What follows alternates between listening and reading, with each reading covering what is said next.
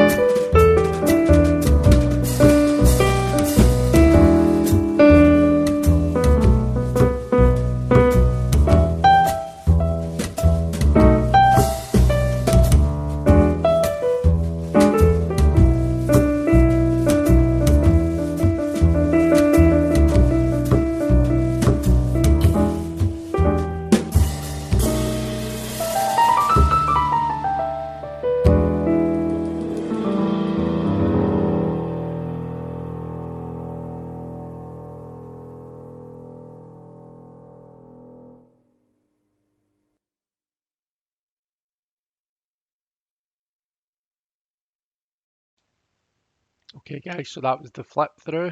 Let's discuss like the box and stuff. So the box is a nice, durable, sturdy, hard box. It's a two-part box that opens like that, top and bottom.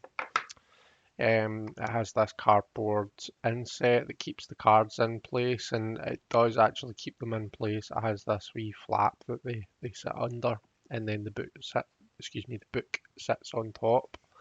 So quite a nice wee box, in my opinion. It does the job, and the design of it is quite nice. It has this kind of a metallic effect, which I think you can see with the light there. Um, So yeah, the tattoo tarot is illustrated by MEGAMUNDEN. Now at the back of the book it says here, so let me hold it so you can see it. So MEGAMUNDEN is a UK-based illustrator whose commissions range from illustrations for advertising fashion product design and publishing to large-scale murals and tattoo designs. He is currently a senior designer at multidisciplinary design agency I Love Dust, and his previous publications for Lawrence King include the Tattoo Colouring Book, the Tattoo Flash Colouring Book, and Tattoo Colouring Postcards. And Diane McMahon Collis, I believe, put together the text for I think for the book. She's essentially written the book. So with regards to the book, that's what it says on the back.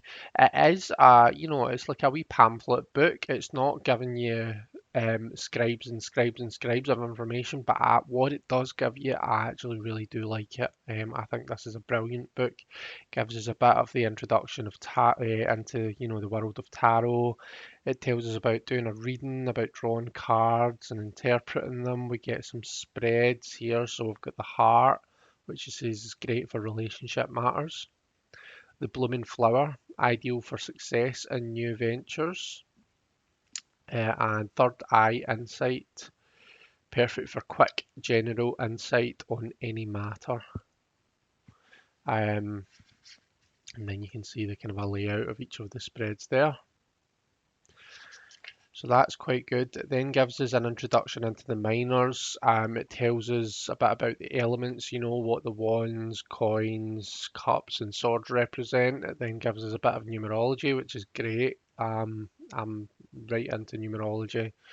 I think it's always really helpful to have an idea of what generally you're looking at with each of the numbers. And then you can kind of relate it to the element to get the card itself.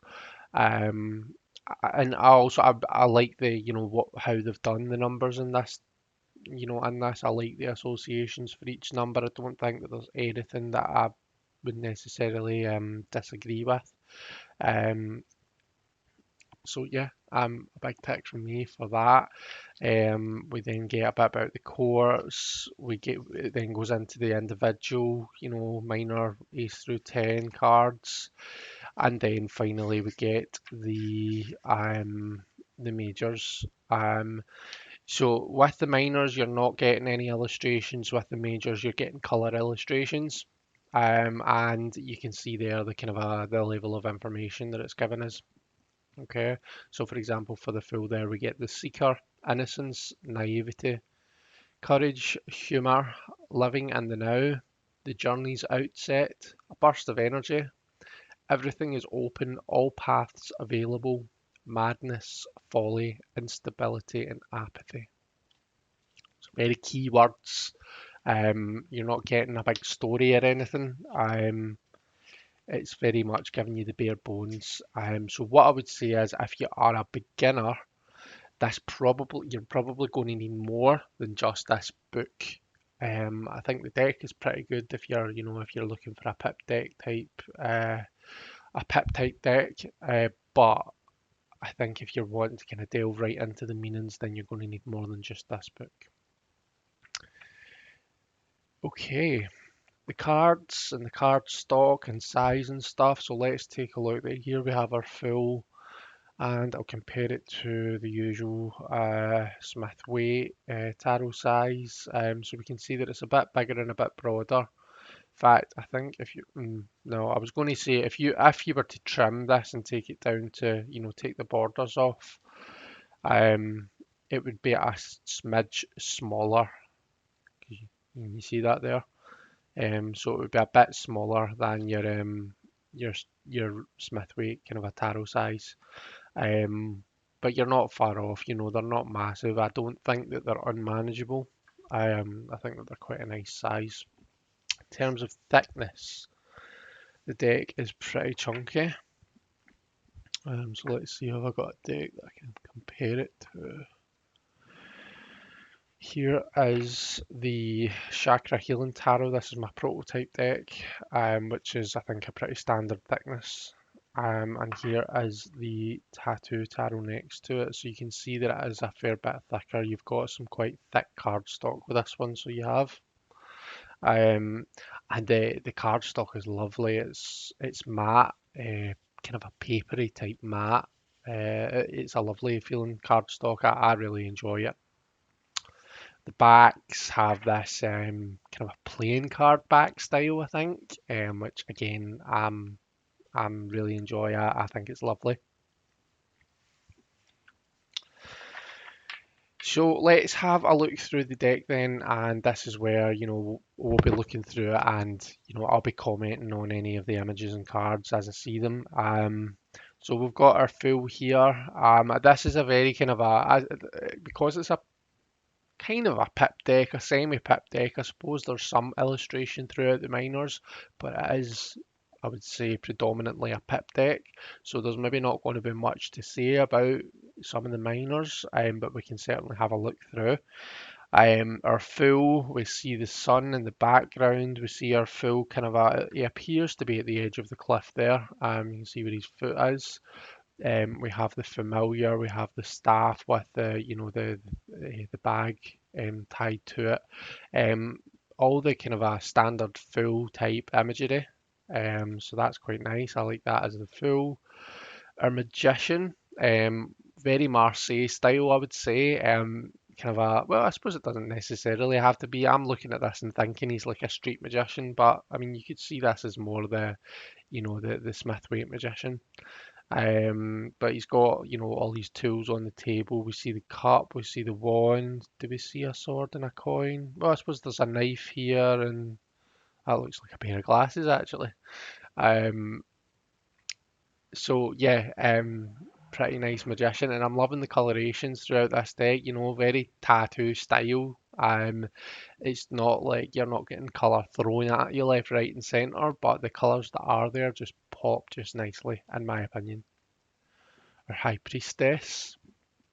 Um, so like the images are somewhat simple. You get what you need and perhaps no more.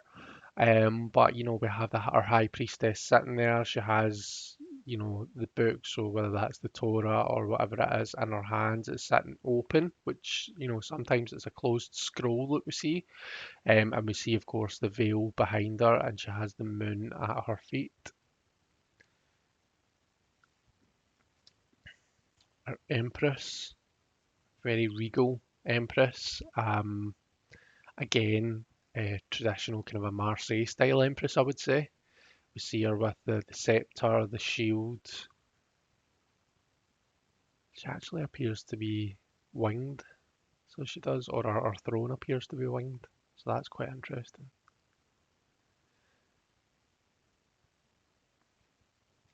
Our emperor, again, Marseille style. We see one side of the emperor.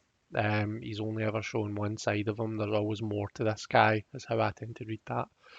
We see him with the scepter.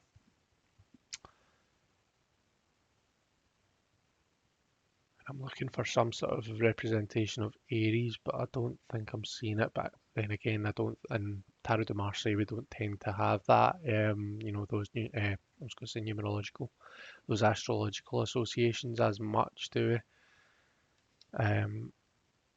Hierophant. So we see the two supplicants who appear to be really small in comparison to our Hierophant, who is massive. So that's interesting. We see the triple cross staff here.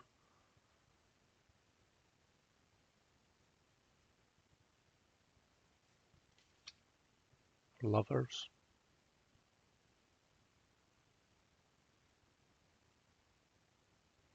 So we see Cupid appears to be aiming his arrow. Is it aimed at our man? I'm not sure. But we see these two in a lover's embrace. So quite a traditional lover's card, sort with a twist maybe. Chariot, beautiful with our black and white horses. Again, we have this kind of a Marseille style where one horse is looking away and the other horse is looking at it. It always looks to me as though this horse is kind of a tormenting this horse, which is quite interesting. And we see a charioteer trying to stay in control of them. We have Justice at number 8, again, Marseille style. And the beautiful yellows here, actually. Our dress here is yellow, so we have this yellow and green, greeny bluish aqua, maybe. Yellow and aqua combination here, which is really nice. We have our hermit, which is quite traditional. We see these mountains here, and our hermit is shining his lantern. For the Wheel of Fortune, we have Fortuna's wheel. So we see the handle here. This is Fortuna turns the wheel. So there's this idea of, I reign, I will reign, I have reigned. So, your placement on the wheel um, is indicative of, how fortunate you are. We have this serpent underneath the wheel, which is interesting. Strength, beautiful strength card. I love the lion. Just the way that the lion is drawn here. I think it's beautiful. And we have our character in strength.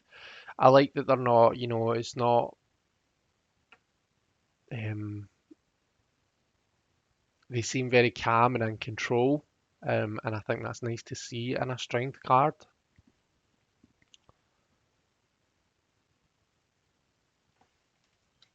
Or Hanged Man.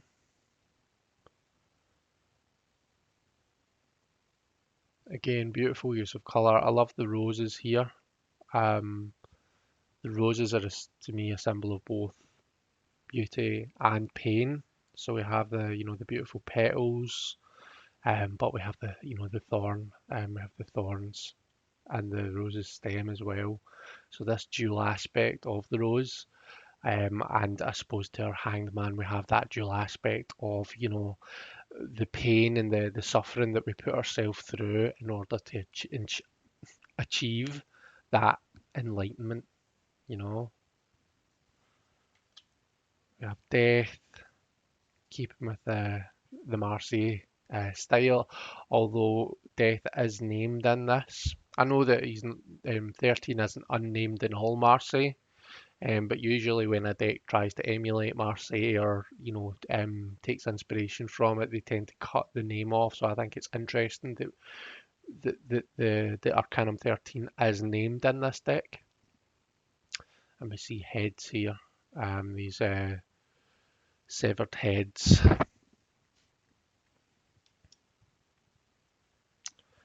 Our Temperance card. Beautiful, beautiful card. I love the dress. I love the pattern on the dress. We have the water, which appears to be being poured from a craft. Well, that's not the word, is it? Craft. Anyway, you know what I mean. A vessel to a cup. And we have this defying gravity water here, which we tend to see in temperance cards. And she has this kind of a fiery red hair.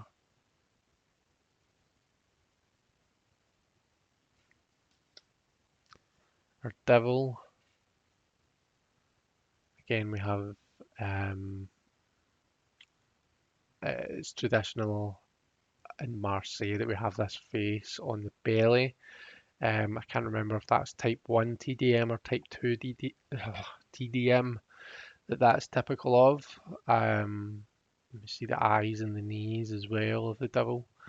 And we see the two subjects here, the two demons are chained up.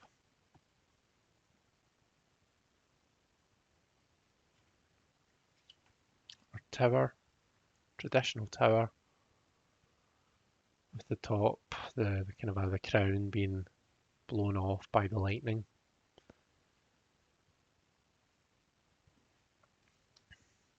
Our star. Interesting that we see both streams of water are being poured into the pond. Usually we see one being poured into it and one being poured onto the dry land. I'll be honest, that's normally quite important for me in a star card. Um, I normally see that as, just replenishing the earth, but giving back to the source at the same time. So if you think about, if we're taking down trees to use, then we see people planting new trees for every tree that's taken down. And it's all about sustainability, I think, Um, and to me, that's what I normally get from the two, the dual aspect of the water being poured. So she is replenishing the dry earth, but at the same time, she's giving back to the source. Um, but it's a stunning card. She's absolutely beautiful. So she is. And I love that she's naked. I do like the star card to be naked. It just represents that kind of that freedom, that letting go of all inhibitions. Our moon, traditional moon card. Don't really think there's very much to say about that. We have our sun card. Again, quite as far as Tarot de Marseille is concerned, this is quite traditional. We see our sun and we see our two kids just being joyous and happy in the sun. Judgment. Again, pretty standard judgment. And our world card. So we see our four fixed signs at the corners and our dancer in the middle of the wreath. So again, quite standard for the world card, but beautiful nonetheless. So we come on to the minors, and for the wands, they're more or less, in my view, they're very Marseille style. So we can see our ace here. I suppose the ace isn't quite in the traditional Marseille. Normally, with the ace of wands, we see this club that gets thicker as it goes up the picture, and that represents us building up our energy, which is what the journey through the wands is all about. Here we have a pretty uniform wand, but we do have this kind of this energetic release at the top, or at least that's the way I see it. When we look at the pattern of the wands through the 2 through 10, they are pretty standard Marseille patterns, I believe. But it's interesting, just the wee additions that we get, I think are really interesting in this deck. So here we have the traditional, the cross with the wand going through, but we have this kind of a business going on around about it. Again, here we've got our standard 4, but we have a diamond, we have these roses. Really interesting, beautifully done. Feels like it's not picking up the colours very well, which is quite annoying.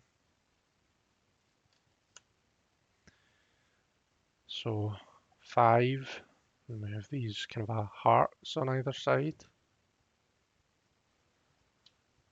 6, again, standard pattern. I suppose I've already done the flip through, so there's not really much point in me spending too much time. Again, with the A, we do still have that standard pattern. We see them weaving in and out. I suppose we're more focused on the join, where all the ones join together, than what we generally tend to be. That's taking up a lot more of the picture than what it usually does in the Eight of Wands. But I mean, I do think that that's quite interesting.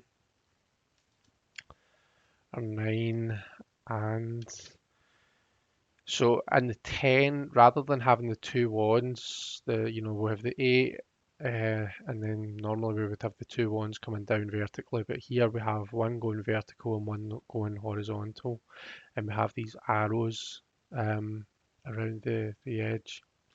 So again, that's quite interesting. Take that as you will. Our knave, so our pages in this deck are knaves, but I think we have knight, queen, king, the same as what we normally would. So our Knave of Wands, very handsome individual. I'm enjoying his skin fade haircut. And he has some beautiful tattoos. So if you look at the tattoos that he's got, we see this envelope here, which, a lot of the time we see the Page of Wands as a messenger. We see the wands in general as messengers, so I think that's quite interesting. I like that. And I love his fiery robes. Our knight. See all this kind of a fire around the helmet. You see the ship tattooed to his hand, so we sometimes associate the Knight of Wands with travel, just because he has all that fire energy, all of that energy to burn, all of that movement. So a lot of the times this is a kind of a herald of travel. Our Queen of Wands, I'm looking now to see what she's got tattooed to her hand. Can you see that? If I'm honest, I'm not 100% sure what that is. Don't know if it's a heart with something over it or what. But she's a stunning Queen of Wands. I always see the Queen of Wands as the celebrity of the tarot. The Queen of Wands was our tarot playdate card this week, yesterday. But yeah, she's beautiful.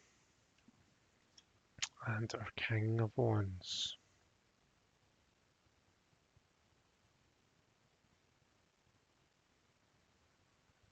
He has the diamond and the roses tattooed to his hand.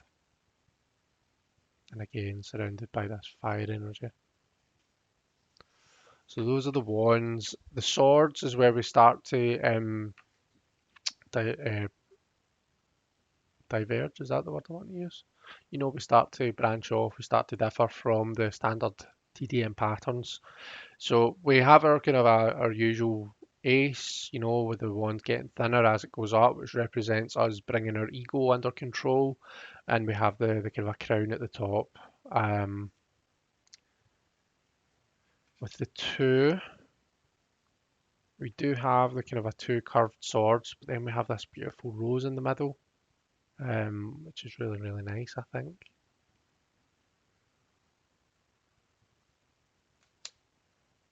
Three of Swords. I keep hitting the microphone, sorry. We do have this kind of a standard, the two curved swords with the one sword going through the middle, albeit they're more separated than what they tend to be in TDM. But we have this interesting spider's web in the background, and we see the spider here. So that's quite intriguing and quite interesting. Our Four of Swords. So we have one sword here, and then the two, and we have this. Well, is that a poppy in the middle? I'm not sure. My knowledge in flowers and plants is really lacking. Or five. In the six, we have this. So I think this is really interesting because in the Smith way, even in Tarot de Marseille, the six is a number of harmony. Swords being the suit of the mind, the psychology, the intellect. So to me, the Six of Swords is all about harmonizing the mind. It's about it's about working through your issues in order to kind of just get that, that peace back, that peace of mind back. In the Smith way, we see it as removing yourself from a difficult situation. We see the person going off on the boat.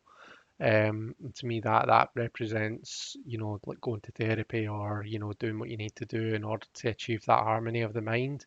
And if you turn this on its side, it almost looks like this sword is a boat with these swords on it, um, which is quite cool. And then here we have what appears to be the sun, so we've got the sun here with the rays, and the swords appear to be going into the sun.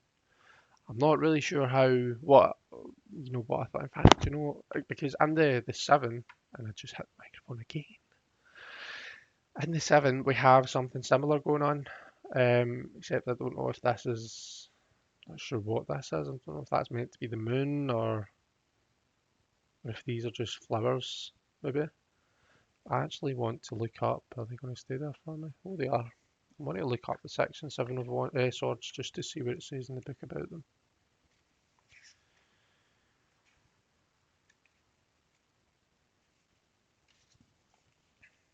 Okay, so for the 6 it says a journey. Going to warmer or cooler climes. Messenger. Kind attention. Success after trials. Recovery from illness or bereavement. Okay.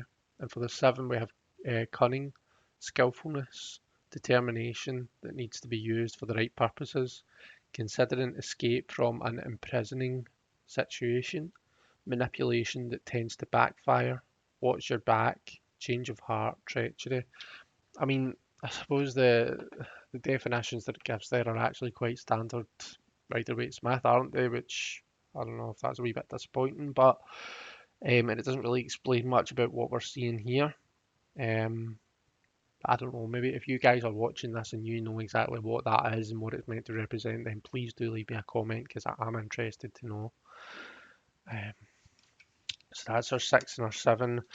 And the 8, we appear to have this star in the middle that's been stabby. With the swords around about it. And the 9, we have this eye that the swords are all attacking. And then in the 10, not really sure what that is that they're all going into.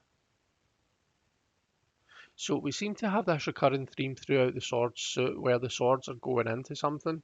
Maybe not on the 2 and I suppose the ace you've got the crown. Maybe not so much in the 2, but from the 3 onwards, I think they all depict the sword going through something, and I'm not sure if I'm getting it. There's maybe meaning behind it. I don't think the book does a very good job of explaining that. Um, and I'm interested to know more. So again, if anyone has this deck and knows more about it, or even just wants to have a quick chat about it, then send me a wee message. Or Knave. So he has the snake tattooed on his hand, we see here.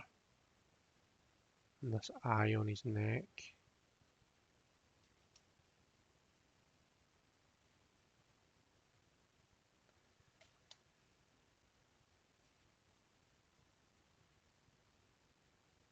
So again with the snake tattoo, that's actually pretty cool, this one. I'd like to have a snake tattoo like that. Our king. We come on to the cups. So we have our ace with the cup running over. Quite, standard ace of cups. Our 2. Again, these are pip cards, so there's not really a whole lot to be saying about them. The 4. The 5 is interesting because we have this kind of this crying eye. And to me, the 5 of cups is the heartbreak card. It's when your emotions get shaken up. It's when things change. That we see change of heart and instability of the emotional self. So this is very much the heartbreak card. So more so, I would say, than the 3 of swords, which should be about growth of the mind, expansion of the intellect, that kind of a thing. So it's nice to see that we have this kind of some representation of sadness in this card. The 6, 6 with the heart and the cross. 7. So again, just kind of a... Here, this is interesting. We have the 10 with the, I believe this is the peace sign in the background. It's quite nice. Then our courts. Nice big blue eyes on our Knave of Cups here. There's just they just look a lot more kind of a romanticized, a lot more romantic. The cups courts, don't they? You know, you have your Knight of Cups and your Knave. They both look as though they're thinking wistfully about their their loved one or loved ones. Our Queen very seductive. It looks as though she's kind of posing for a photo. Uh, and even still in the King, we have this kind of a deep in thought, kind of a look about him. It's nice that we see the crown tattooed on his head there. And to the coins. So we have, I think this is a peacock. So we see its head round here, and then we kind of catch a glimpse of its wings behind the coin. So that's interesting. We do see representations throughout this these pips, like in the actual coins we see interesting pictures. So here we see the scale representing balance, which the twos can be about. Got the 3, 4. So is this like the rune? Is this, oh gosh, I don't know my runes well enough. Is it Fehu or something like that? I'm not sure. This looks like a rune as well. I'm not sure about that one. And that just looks like a diamond. 5, we see the skull.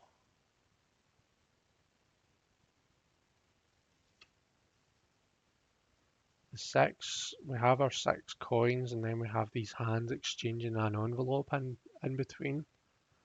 So we do get this idea of exchange, which is pretty cool. 7, we have this hourglass here. So makes us think of time. When is the right time to act? We have the arrows and the other pips. So the 7 of coins for me is about thinking about, what is now the right time to act. It's a card about, 7s for me are very much about assessment. It's about thinking outside the box. It's about assessing your situation. The coins is about your resources and stuff, isn't it? So you're thinking, is now the time to harvest the stuff that I've worked for, or do I need to leave it a bit longer? Or 8.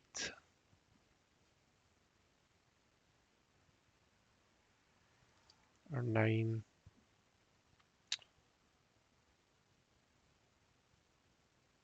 And our 10. You see the 10th, the big coin behind here. This looks like an upside down triquetra here in the middle. And then we have our courts. So focused on their possessions, their money, their resources. We have our knight there, our queen, and our king, who is copying Gerald's moustache. How very dare he?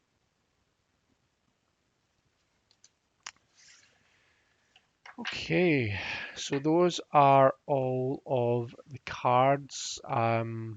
So you've now seen them, heard my thoughts on them. What I'm going to do is I'm going to give the deck a good shuffle, and we shall do a wee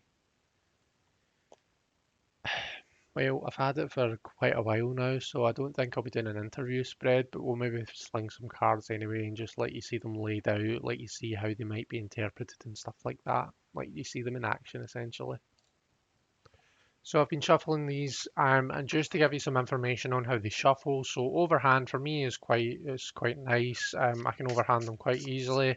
If you have particularly small hands, you might struggle to get your hands around this. But I've got quite big hands, so it works for me. But I imagine you can get around that just by overhanding them long ways, which I never seem to be able to do so well with. I always throw them everywhere.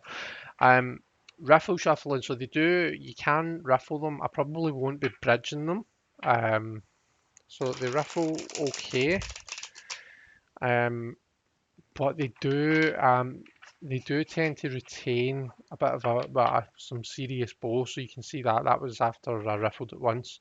Um, and you've got to kind of just do that to bend it back into shape. I don't think I'll be bridging them because they tend to like they kind of can you see that how when I've just kind of don't quite hold them together, they're separating a bit. I'm not really sure what to call that, but it's kind of like an old book where the pages all kind of um do that kind of thing. So that's to me, I think that's because I had originally been, just riffle shuffling and bridging them all. It kind of I think it's just all different. They're all warped and bent in slightly different ways, so it just has that effect. To me, it doesn't bother me too much, to be honest with you. This is a relatively cheap deck. Um, it still looks nice and works just the same for me. But if you like to kind of look after your decks and take care and not have them, in that condition, then you might want to consider just overhanding. But they can riffle. You just need to kind of bend them back into place. So what I was going to do was just kind of do for the collective, a general kind of a spread for this Monday. I'm filming this, so a general spread for the week ahead. To see, how the week's looking for us all. So this is for everyone. You can kind of take this as applying to you if you want. So we'll do our strengths, weaknesses, asset, and opportunity. The 4 card spread that I like to do for my general readings. So for our strengths, we've got the 6 of Wands. So this is essentially the victory card. We're looking at harmony and success in the realm of our passions. Fire. So our passions, the things that we're proud of, our purpose and stuff like that.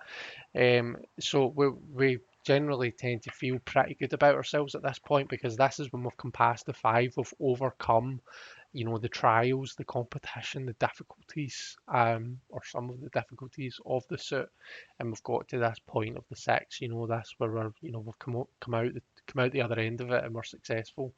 Um, so that's a strength, I suppose, is the I suppose the setting that we're in, the circumstances that we've created for ourselves. Um, that is a real strength that we have going for us. And I suppose just our ability to recognise our own worth, recognise our own achievements and celebrate them. Um, Weaknesses, we've got the 7 of Coins coming up, and I'm just realising that that's not going to fit. There we go, that's not too bad. 7 of Coins, okay, so this is about, generally tends to be a card that talks about kind of a waiting for the right time to do something, so maybe just the timing is off, okay. Sometimes you can have all the success in the world, but if you don't have that timing, that good timing down, it can be the right thing, but at the wrong time, and I mean, really, it's no good to anyone.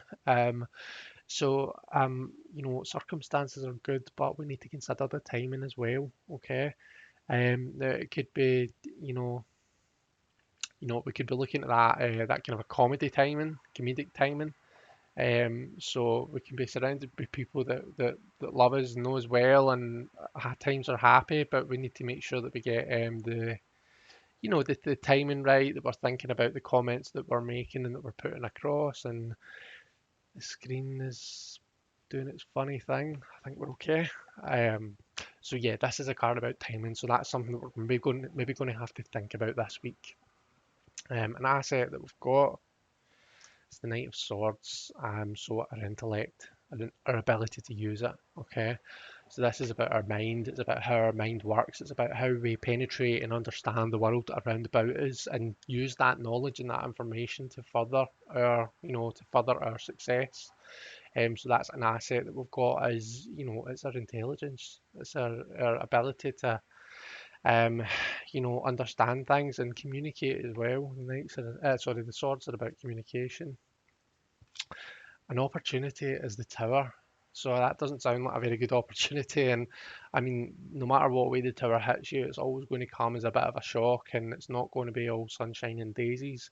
But it does bring the opportunity for change. It might be a painful change at the time when it's happening, but more often than not, the tower is a necessary change. And we can choose whether we are the person falling out of the tower, or are we the lightning? Are we the one bringing about that change? Are we in control?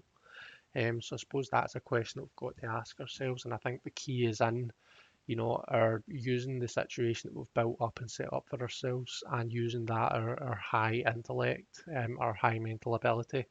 We just maybe need to consider the timing of things, okay? Because if you're bringing about a situation like this, then timing is key, definitely. So yeah. Anyway, guys, that is the tattoo tarot. I hope that you've enjoyed this. I hope that it's maybe helped you get a wee bit closer to the deck. Please leave me a comment to let me know, what we were talking about through the walkthrough. If you know any more than me, if you've got any thoughts on any of the symbolism or anything, then leave me a wee comment. That would be great.